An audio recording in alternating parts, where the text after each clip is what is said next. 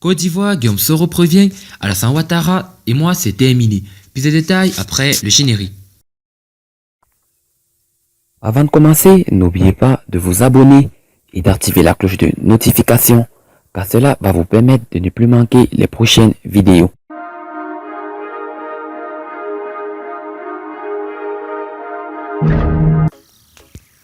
Dans un entretien accordé à la BBC, Guillaume Soro a lancé une sévère mise en garde contre le président ivoirien Alassane Ouattara.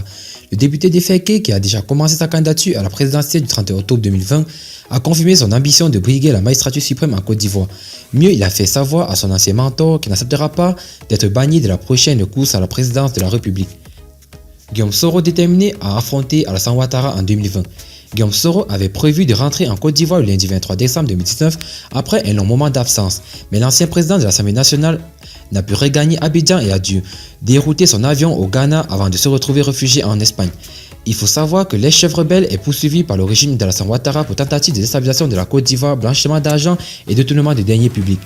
Un mandat d'arrêt international a même été lancé contre lui par les autorités ivoiriennes. Mardi 28 janvier 2020, le patron des soristes en exil forcé en France a échangé avec la presse. Guillaume Soro a profité pour dévoiler le deal passé entre lui et Alassane Ouattara.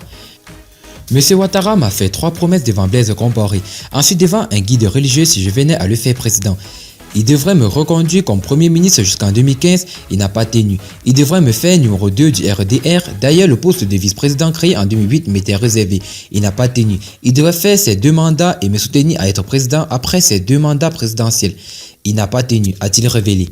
Interrogé par la BBC le jeudi 30 janvier 2020, Guillaume Soro a encore haussé le ton contre le chef de l'État ivoirien.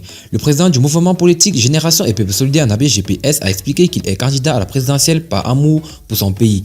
Et après toutes ces années du gouvernement à l'Assemblée nationale, je pense que je peux mieux servir mon pays. Nous voulons incarner un nouveau leadership en Côte d'Ivoire et nous voulons aussi insuffler ce nouveau leadership en Afrique, dont la décision d'être candidat à l'élection présidentielle en Côte d'Ivoire est définitive, a martelé le député.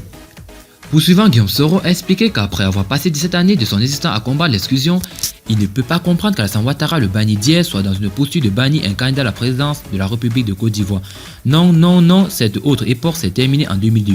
Et comme je l'ai dit, il ne sera jamais question pour moi, ce n'est pas une option pour moi de faire ni la guerre ni un coup d'État, a enfoncé Guillaume Soro.